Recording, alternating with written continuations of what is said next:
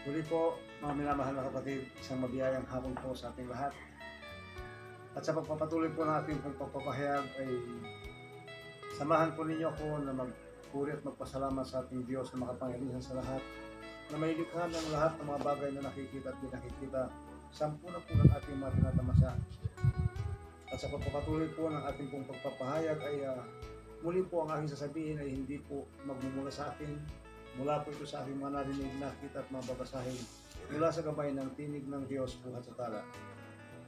Sa mga nakaraang pagpapahayag po natin ay tinalakay po natin ang hiwaga at palihiman po na iniwan po ng Diyos mula sa gabay ng tinig ng Diyos buhat sa tala. At nang nakaraan din pong pagtalakay natin ay ipinakita po natin kung ano gaano naiiba ang aral mula sa Diyos, na ito po'y hindi aral mula sa tao. Sapagkat mula nga po nang dumating ang tinig ng Diyos buhat sa tala na nagturo ng lahat ng mga bagay na ito, ay tahasang sinasabi namin sa inyo na ang karunungan o kaalamang ito ay hindi po nagmula sa tao. Katulad po ng aking mga nabanggit ng mga nakarang araw, na ito po'y binabanggit nga po sa aklat po ng unang Korinto na hindi po ito karunungan mula sa tao, kundi karunungan mula sa Diyos. Na ganito nga po ang ating mababasa.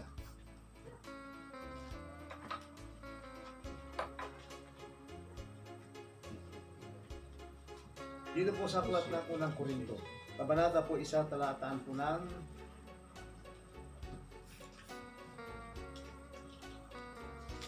6 at 7, ganito po yung ating pong mababasa.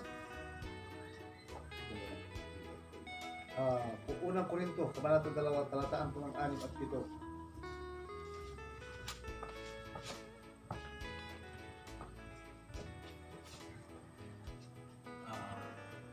Mabiyayang hapon po sa atin. Ang aking sasabihin hindi magmula sa akin, mula sa aking babasahin. Ayon po sa binasang pinababasa ng ating kapatid sa aklat po ng Korinto, kabanata 2, talatang 6 hanggang 7. Ganito po yung ating mababasa.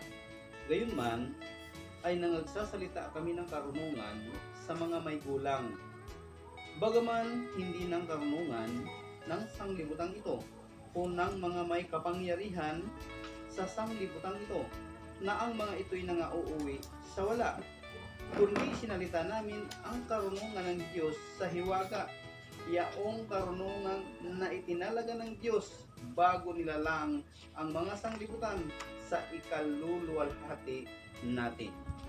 Maliwanag po sa binasa ng ating kapatid, hindi ng karunungan ng sanglibutan ito, kundi ito'y karunungan hindi po sa sanglibutan, na hindi rin po inharang ng sanglibutan, kundi sinasalita namin, sabi niya dito, ang karunungan ng Diyos sa hiwaga, yaong karunungan itinalaga ng Diyos bago nilalang ang mga sanglibutan. Isipin po natin, mga minamahal na kapatid, na bago pa nilalang ang mga sanglibutan, ang karunungan ito ay inihanda na po ng Diyos. Na ito po yung tinatalakay natin, katulad nga po ng binanggit po nung nakaraan sa inyo na ito po ay hindi nagmula sa amin. Kung hindi dumating ang tinig ng Diyos buhat sa tala na binabanggit po ng kasulatan, ay hindi po namin napag-uunawa ito. Na ang tinig nga pong dumating, ito yung binabanggit niya sa lumang tipan ng panahon ng ating Santong Moses, na mayroong binanggit po sa aklat ng Exodo, kabanata po ay 4, talataan po ng 8, na ang nakasulat po ay ganito.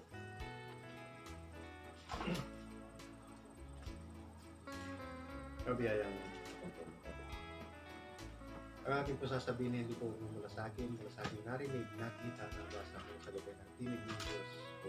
Ganito pong ating mababasa sa Exodo,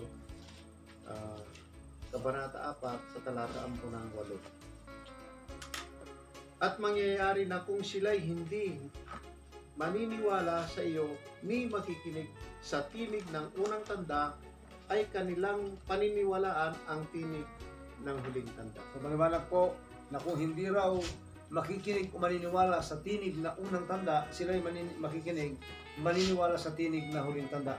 Ito po ang tinig ng Diyos po sa tala, na kung hindi nga po dumating ang tinig na ito, ay kailanman ay hindi po natin mapag-unawa ang mga salitang iniwan po ng ating Panginoon. Higit po sa binabanggit nga niya na mahiwaga na natago sa katahimikan ng panahong walang hanggan, na ito'y hindi karunungan ng tao, kundi bagkus ito'y karunungan ng Diyos. Sa mga nakarang episode po natin, mga minamahal na kapatid, binanggit po natin o itinalakay natin mula po sa gabay ng tinig ng Diyos kung paano nagsimula ang kasaysayan ng Diyos dito po sa Santong Kasulatan. At yun nga po yung sinasay natin na maliwanag sa pagtalakay po natin na ang pasimula po ng Diyos ay tinig, salita o berbo. At ang verbo nga po ay walang iba kundi ang ibig sabihin, ito po ay salita o sa English man po ay tinatawag na voice. At sa Tagalog, ito po ay ang tinig. Na ito nga yung tinig na huling tanda. Na sa pamagitan po ng gabay ng tinig ng Diyos po sa tala, napag-alaman natin na ang tinig po pala ay nabubuo sa pamagitan ng salitang A-E-I, oo. At sa kabuuan nito, mga minamahal na kapatid, natalakay din natin noong nakaraan na ito pa rin ang verbo na binabanggit sa Santong Kasulatan na nagkatawang tao. Na ito yung napakahirap unawain, mga minamahal na kapatid, sapagkat ito po yung hindi nagmula sa tao. Ito yung nagmula sa Diyos. Na kung iisipin po ng marami, ito rin po yung karunungan na binabanggit nga, na karunungan na ito po yung hindi matanggap ng sanglibutan. Na binabanggit nga ito, ang karunungan, ito yung karunungan na hindi po talaga po pwedeng talakay ng sino mang tao. Ngunit sa pamagitan po ng tinig ng Diyos po sa tala, kaya rin namin natatalakay ito na dati hindi rin po namin alam at ngayon po ay naging nalaman namin dahil sa mayroon pong nagturo na ito nga po ang kapangakuan ng ating Panginoon. Na sa pagtalakay po natin ng nakaraan, maliwanag sa sinulat po natin sa Pisara na yung katagang A, E, I, O, O ay lumalabas, ang kabuuan din po ay ito yung voice. At sa pamagitan po ng tinig o voice na binabanggit, yun din pala ang naging dahilan. Andun din po pala ang hiwaga ng pangalan ng ating sasantong Moses kung bakit pinangalan na siyang Moises nung kapanahon ng yaon. Sapagkat mula sa tinig o salitang voice ay dun po mayroong hiwagang nakatago at nung atin po isaayos mula sa gabay ng tinig ng Diyos po sa tala ay maliwanag ng lumabas ay Moises. Na kung liliwanagin ayon sa kasulatan, maliwanag ng kahulugan po ay sinagip. Nag-isip muli ang mga tao dahil sa sinabing sinagip at tuloy nga po nangyari naman na sinagip si Moses mula sa gilid ng ilog sa Talahiban na sinagip po ng isang abay ni Bitian, anak ni Paraon. Pero sa isang banda mga kapatid, dahil sa may hiwagang nakalihim na ito yung sinasabi na nakatago sa katahimikan ng panahon walang hanggan, na yun po yung binasa rin ng manakaraan ng ating mga kapatid at muli pong ipaparinig natin upang mapag-unawa natin na ito palang mga hiwagang ito ang siya nakatago sa katahimikan ng panahon walang hanggan. Ito po yung nakasad dito sa aklat po ng mga Roma, taga-Roma, kabanata po ay 16, talataan po ng 24 at 26 na ganito po yung ating mababasa. Isang mabiyayang hapon po mga kapatid. Una po sa lahat, ang akin pong sasabihin, hindi po magmumula sa akin. Mula lang po sa aking narinig at sa gabay ng tinig ng Diyos mula sa tala. Ganito po yung mababasa po mga kapatid sa Roma. Ang kabanata po niya ay 16, ang talata po niya ay 25.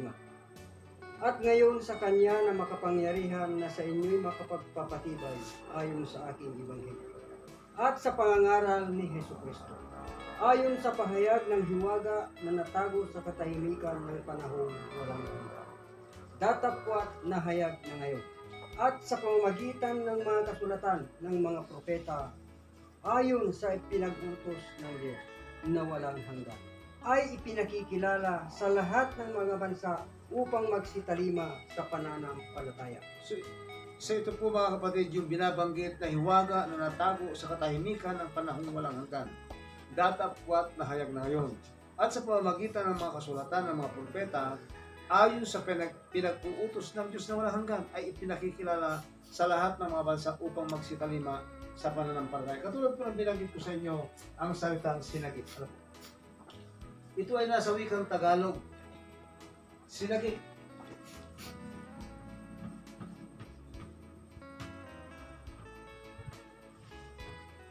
Kung titin natin, sinagip. Maliwanag po. Pero may iba pang kahulugan ito na yun ang hindi po natuklasan, na ito yung nakatago. Kung gagamitin po natin yung binabanggit ng ating si George Pihaw doon sa kanyang aklat na sinabi niya, The Divine Right Theory, Police Power, at yung nandun sa 6 and 7 Book of Moses, to transposition of its letter to conquer the demon, mapapalitaw po natin kung anong hiwaga meron ang salitang sinagip. Dahil nung unang panahon mga kapatid nang magsalita ang Panginoon ay hindi niya ito ni-spell out. Hindi niya sinabi na ang sinagip ay ganitong spelling. katulad po ng binanggit sa ating Panginoong Jesucristo o binanggit ng ating Panginoong Jesucristo dito po sa Bagong Tipan. Na binanggit nga po ng ating Panginoong Jesucristo sa aklat po ng Juan, Kabanata po 4, talata ng 13 ay meron pong binanggit na ganito. Aklat po ng Juan, Kabanata po ay 4, talataan po ng 13 ay may nakasulat pong ganito. 13, 14. Isang mabiyayang hapon po sa ating lahat ng kapatid. Ang aking muna sabihin ay hindi po ito magmumula sa akin, mula po sa aking babasahin, mula po sa gabay ng tinig ng Diyos buhat sa atin. Ganito nga po ang nakasulat dito po sa aklat ng Juan, ang kabanata po ay 4 at ang talata po ay 13, 14. Sumagot si Jesus at sinabi sa kanya, ang bawat uminom ng tubig na ito ay muling mauuhaw. Datapwat, ang sino mang uminom ng tubig na sa kanya'y aking ibibigay ay hindi mauuhaw magpakailanman. Ngunit ang tubig na sa kanya'y aking ibibigay ay magiging isang balon ng tubig na bubukal sa kabuhayang walang hanggan. Isipin po natin magaling mga minamahal ng kapatid. Ang sinabi ng ating Panginoon Kristo, ang bawat uminom ng tubig na ito, ito yung tubig na literal ng spelling po ay ganito. Ang bawat minom ng tubig na ito, sabi niyo doon sa babae sa Samaritana, ay muling mauuhaw.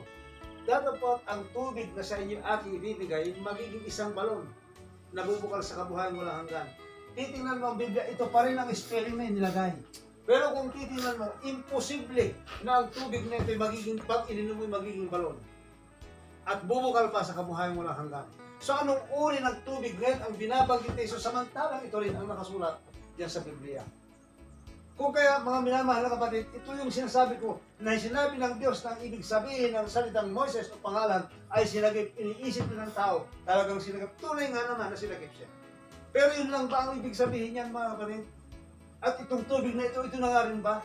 Eh kung isulat ko, halimbawa ang tubig na ganyan, basahin mo, di ba tubig pa rin? So maliwanag, tubig ang basa mo dyan, tubig yan, isulat ko pa ng ganyan, tubig pa rin.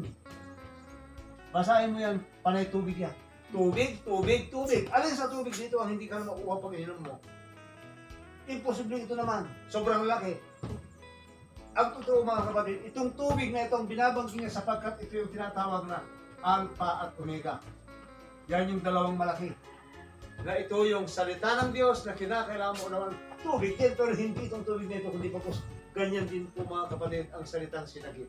Nung sinabi niyang sinagip, hindi na naintindihan ng tao, pero ang totoo mga kapatid, sinag-gip. Ang gip po ay yung sinag, yung liwanag. Yan ang sinasabi na kung sila hindi nagsipaniwala sa tinig na unang tanda, sila ay makikinig sa tinig na huling tanda. Na yung liwanag ng salita ng Diyos, yun po ang magbibigay unawa sa lahat ng mga tao, sapagkat ito ang hiwaga na natago sa katahimikan ng panahon walang hanggan na binabanggit ko sa kasulatan, na magsusugo siya na magtuturo. Ito yung gift sa ating lahat, yung magtuturo at magpapaliwanag ng lahat ng mga bagay. Kaya may kakaibang aral po na ito hindi nagmula sa amin. Hindi nagmula ito sa paaralan. Hindi ito itinuro ng tao. Dahil ang kaalamang pangtao, hindi po yung kaalam ng Diyos. Maraming mga bagay na nakasulat sa Biblia na hindi natin pwedeng gamitin ang sarili nating karunungan. Bagkus, karunungan mula sa Diyos ang dapat natin gamitin upang masaksihan at mapatunayan natin na ang aklat pong ito ay totoo. Ang mga salita nito ay totoo. Ngunit mayroong isang kaparaan ng ang Diyos mismo, mga minamahal na kapatid, ang siya po ang nagbigay ng tinatawag na liwanag ng lahat ng mga bagay na ito. Na kung hindi po natin ito patitibayan o pabibigyan unawa sa mga tao, ay napakahirap nilang maunawaan. At ang aral din po ito, napakahirap tanggapin ng tao dahil ang nakasulat sa Biblia, ang karunungan ng Diyos ay kamangmangan sa harap ng Diyos. At ang karunungan sa harap ng tao, ang karunungan ng tao, kamangmangan niya sa harap ng Diyos. Ito po yung nakasulat din po sa aklat ng Korinto na may mababasa po tayong ganito.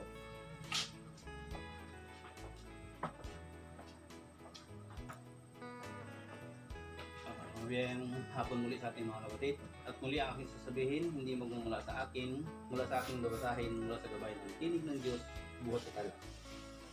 Dito po sa aklat po ng Korinto, ganito yung ating mababasa sa unang Korinto.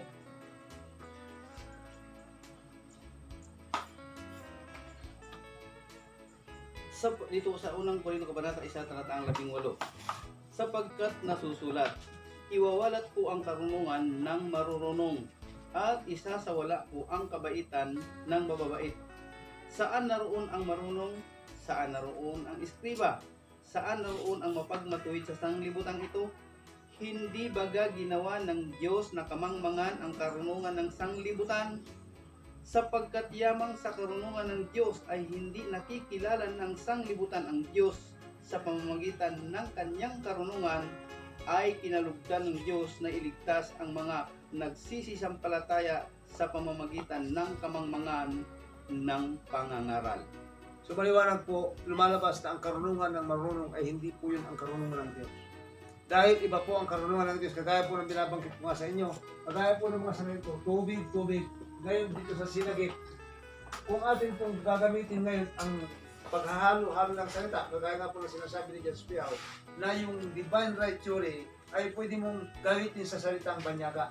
Pwede mo rin gamitin ito sa salitang Tagalog. Pwede rin ito sa mga Ilocano, kung saan lalabas yung kanyang liwanag, doon po natin matutuklasan na yung palang binabanggit niya ay doon natin mapapunawa. Katulad po lang binanggit ko sa inyo, ang sinagip po or sinag.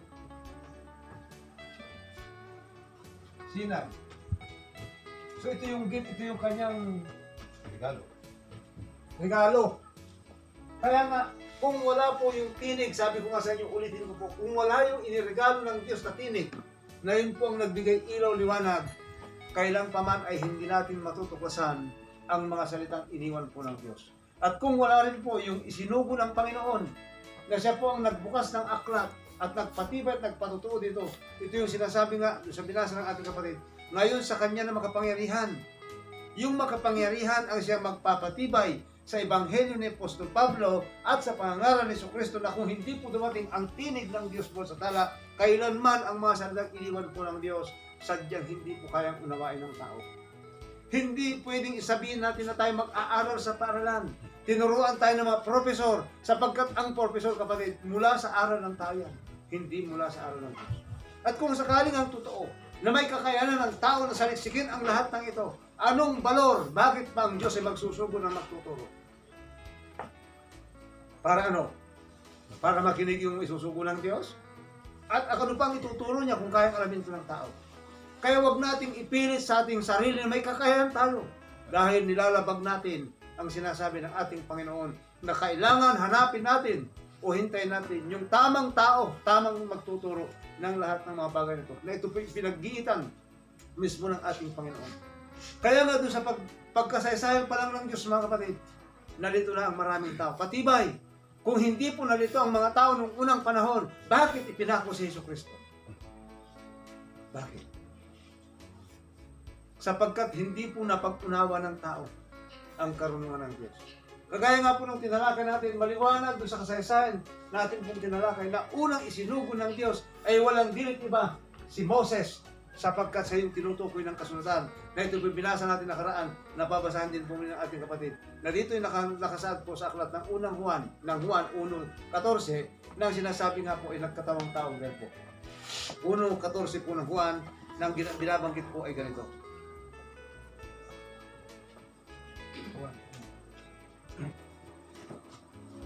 Ulit ang mga kapatid ang nagsasabihin dito sa atin o sa ating narigit nakita na ba sa kapatid ng Diyos o sa tama.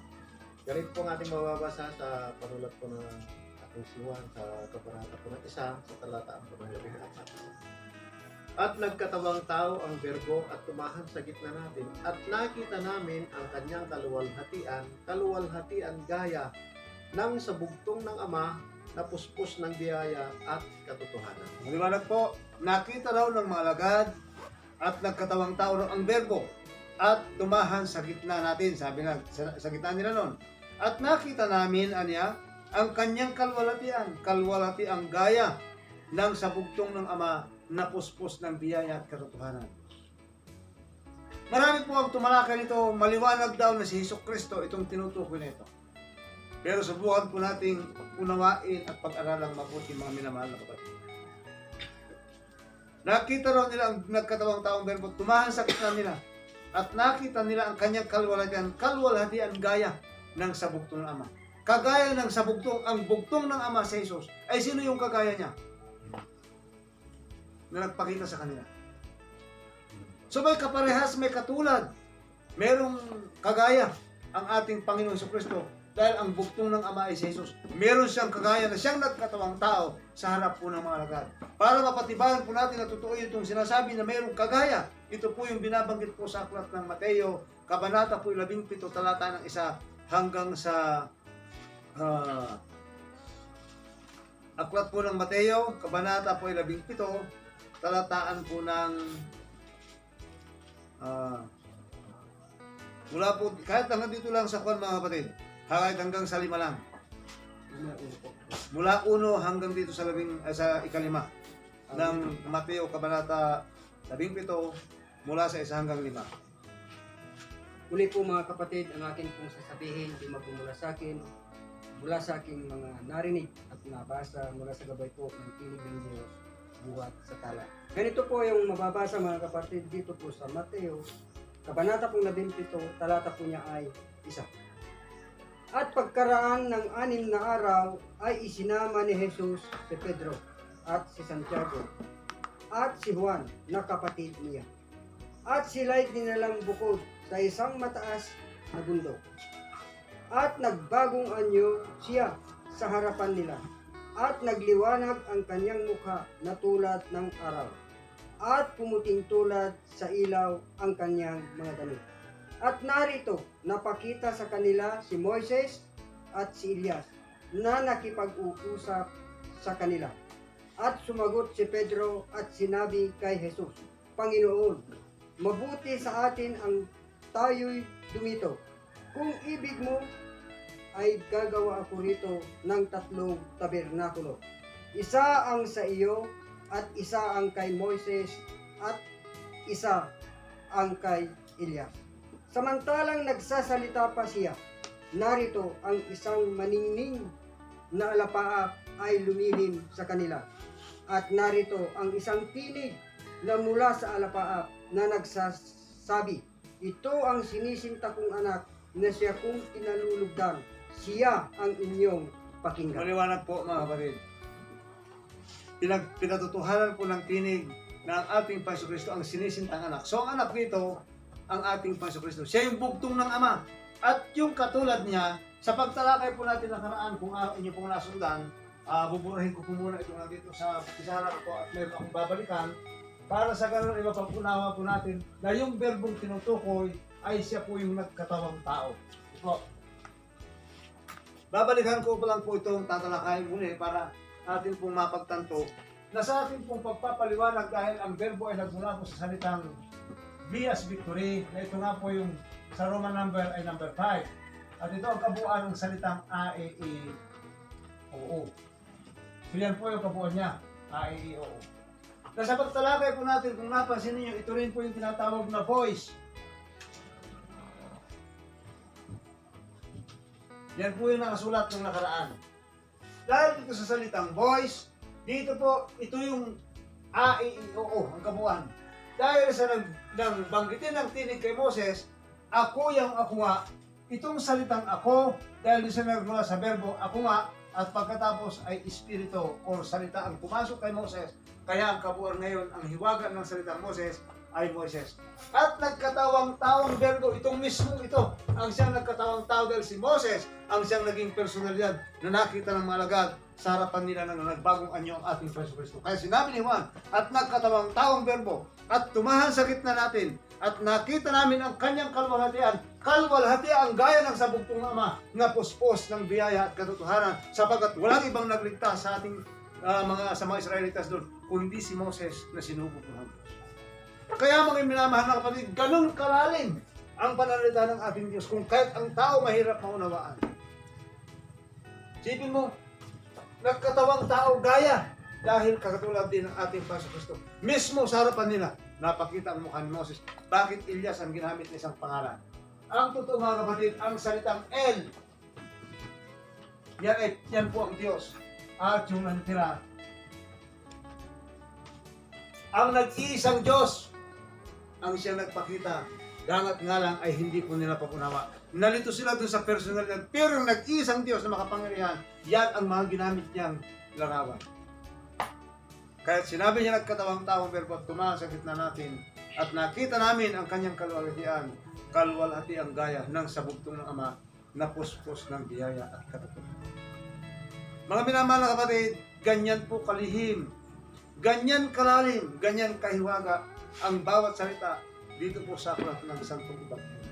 Na ito po yung binabanggit, ulitin ko po, ito yung karunungan mula sa Diyos at hindi karunungan mula sa tao. Na ito naman yung pinakamahirap tanggapin ng tao dahil ang ipipilit ng tao yung kanyang pinag-aralan at hindi yung mula sa Diyos. Kaya makikita natin ang mga ngaran. Ayon sa aming pagsasaliksik, ayon sa aming pag-aaral, ayon lang sa inyo yan, pero ayon sa Diyos. Nasundan po ba? Totoo ba na inilagak natin sa Diyos ang ating pag-aaral? Totoo ba na hinintay natin ang sinugo ng Diyos? Hanggang sa dumating ang panahon, ang ating Panginoong Hesukristo mismo ay may hinampo sa mga tao. Bakit? Ang ipinagmamalaki po ng tao, yung kanyang karunungan, na minsan itinanong ko na rin po ito sa mga preacher. Ang nandito po sa aklat ng Juan, Kabanata po 5, talataan po ng 39, ganito po yung ating mababasa ng kapatid. Sa aklat po ng Juan, Kabanata po 5, talataan po ng 39, ay may babasa po tayong ganito.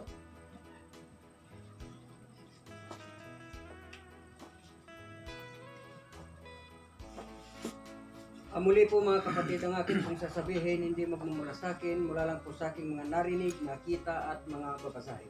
Ganito po yung mababasa sa panulat ni Apostol Juan. Ang sabi po niya rito sa Kabanata po ng 5, ang talata po niya ay 30, ay ganito po yung natutunan. Saliksikin ninyo ang mga kasulatan, sapagkat iniisip ninyo na sa mga yaon ay mayroon kayong buhay na walang hanggan. At ang mga ito'y siyang nagpapatotoo tungkol sa akin. Sa 40 pa pala, sa 40. Number 40. At ayaw kayong magsilapit sa akin upang kayo'y magkaroon ng buhay. Yan po ang binabanggit ko mga kapatid. Na dito sa temang ito ay may mga tinanong po akong mga nagpapahayag. Ano kapatid ang pangunawa mo? Sa binasa natin. Ang sagot po nila sa akin, utos daw po ito ng Panginoon. Isipin nyo kapatid, ang sabi ng ating Panginoong Hesukristo, saliksikin ninyo ang mga kasulatan, sapagkat iniisip ninyo na sa mga yaon ay mayroon kayong buhay na walang hanggan. Iniisip lang ninyo yan. At ang mga ito siyang magpapatotoo tungkol sa akin. Ayaw kayong magsilapit sa akin upang magkaroon kayo ng buhay. So isang hinampo, hindi po ito utos, bagkus nagtatampo ang Panginoon. Dalang pinagmamalaki ng tao, marunong siyang magsaliksik, marunong siyang mag-aral, marunong siyang lahat ng pagpunta sa iba't ibang lugar para alamin daw yung katotohanan. Pero maliwanag ang sinasabi ng ating Panginoong Kristo, ayon din po sa aklat ng Mateo, magsilapit kayo sa akin, mag-aral kayo sa akin. Bakit ipipilit mo ang iyong sariling kaalaman? Samantalang ang Panginoon mismo, sumasamo sa atin, lumapit kayo sa akin at kayo mag-aral. Ito po ay mababasa natin sa aklat po ng Mateo na may sulat pong ganito. Aklat po ng Mateo, kabanata po ng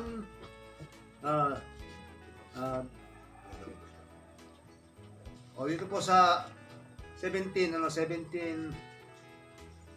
hindi. 27 ka ba 29? Ng Mateo.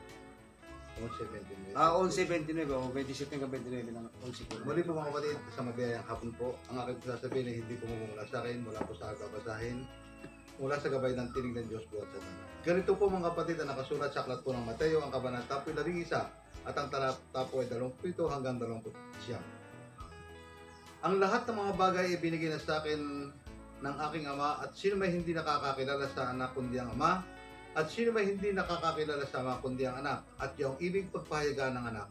Magsiparito kayo sa akin, kayong lahat na nagpapagal at nangabibigit ang lubha at kayo aking papapagpahingahin. Pasanin niyo ang aking pamato at mag-aral kayo sa akin sapagkat ako'y maamo at mapagpakumbabang puso at masusuntuan ninyo ang kapahingahan ng inyong mga kaluluwa. Tinan po niyo, magsilapit kayo sa akin, mag-aral kayo sa akin. Anong ginawa ng tao? Nagsaliksik. Ang alam nila, pag saliksikin mo ang Biblia, lumapit ka sa Kanya.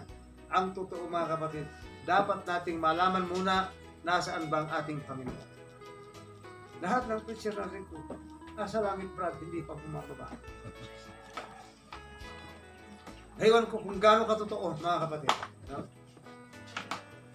Paano matutuklasan ang hiwaga at kalihiman nito samantalang sinasabi na ng Panginoon, lumapit kayo sa akin, mag-aral kayo sa akin. Ang ginawa mo, nagsaliksik ka naman. Kaya nga ang unang utos, mga kapatid, hanapin muna ninyo ang kanyang kaharian. Mababasa natin sa Aklat ng Mateo, Kabanata po ay 6, talataan po ng 33. Ang sabi ng ating Panginoon ay ganito. At muli ang aking sasabihin, hindi magmumula sa akin, mula sa aking babasahin at mula sa gabay ng tinig ng Diyos buhat sa tala. Dito po sa aklat po ng Mateo Kabanata 6, talataan 33, ganito ang atin pong mababasa.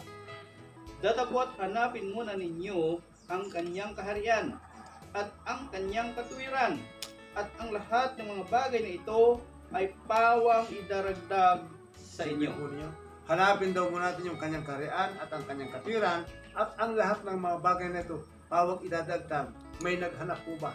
Kung sa ibang talata sana sa Lumang Tipan, sinasabi ng Panginoon, inyong hanapin ang Panginoon samantalang siya masusumpungan. Ang totoo, mga kapatid, wala pong naghanap. Wala. Maliwanag na sa Biblia, walang naghanap, wag mong ipilit na naghanap ka. Dahil ang sabi ng Panginoon, walang naghanap sa Kanya. Dahil kung may naghanap nga po, mamamali ang nakasulat sa Biblia. Tanggapin natin yung katotohanan. Ngayon at pasalamat po tayo, dumating ang tala sa umaga. Ito po ang naghayag ng buong katotohanan. Sapagkat ang lahat ng karunungan pong ito, anin man gawin ng lahat ng marunong na tao, hindi po nila matutuklasan sapagkat nasusulat ayon pa rin sa Aklat ng Mateo, Kabanata po 13, talataan po ng 17 ay ganito yung ating pong mababasa.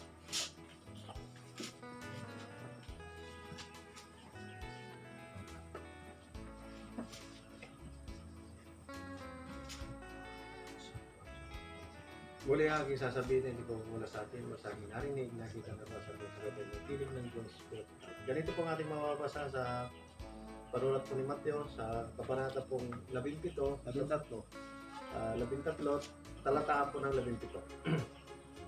Sapagkat katotohanang sinasabi ko sa inyo, na hinangad na makita ng maraming propeta at mga taong matuwid ang inyong nakikita at hindi nila nakita, at narinig ang inyong naririnig at hindi nila naririnig. So, hinangad din po ng marunong na tao. Hinangad po ng maraming taong marunong ang atin pong narinig, pero hindi po narinig. Bakit? Kasi nga sa huling panahon, dito sa huling panahon, dito po ibinuhos ng Diyos ang kanyang liwanag upang maipahayag sa huling araw. Yan po yung kinakailangan maunawaan natin. Para sa ganon ay atin pong mapagtanto at matukoy ng higit sa lahat at maunawa natin ang lahat ng iniwan po ng Diyos. At higit sa lahat ay ang makilala natin kung sino yung Panginoon, kung nasan ang Panginoon na siya pong magtuturo ng lahat ng mga bagay na ito sa atin. Ngunit taasan po sinasabi namin sa inyo mga minamahal na kapatid, na dito po sa bundok ng Sion, maliwanag na kasulat, doon matatagpuan ang Panginoon at doon siya magtuturo ng kanyang malandas. At yan po ay tatalakayin natin sa mga susunod na araw. Bagay na napakaiksi lang po ng oras para sa atin dahil sa kung ito'y habaan pa natin, baka lalo hindi po ito maunawaan. Lalo na nga po sa ganitong pagtalakay, kakaiba po sa lahat ng pagtalakay ang inyo pong narinig at nakikita dahil ito po hindi nagmula sa amin. Ulitin po namin, ito'y hindi nagmula sa amin. Mula sa gabay ng tinig ng Diyos buhat sa tala na dumating po noong June 23, 1998 dito mismo sa Barangay San Juan de Mata, Tarlac City, Philippines. Sana mga kapatid, sa susunod na pagtalakay ay atin pong ipagpatuloy ang ating pagsubaybay upang higit po natin mapagtanto at malaman ang tunay na hiwaga at kalihima ng Diyos upang ang kanyang pangako na buhay na walang hanggan ay ating pong kamtin upang sa ganon makasama tayo sa isang paghahari sapagkat ang katunayan kapatid, sinasabi ng kasulatan na ang Panginoon ay maghahari sa mga huling araw. Sa inyo pong lahat ng mga nanonood at nakikinig, maraming salamat po at isang mabiyayang hapon po sa ating pong lahat.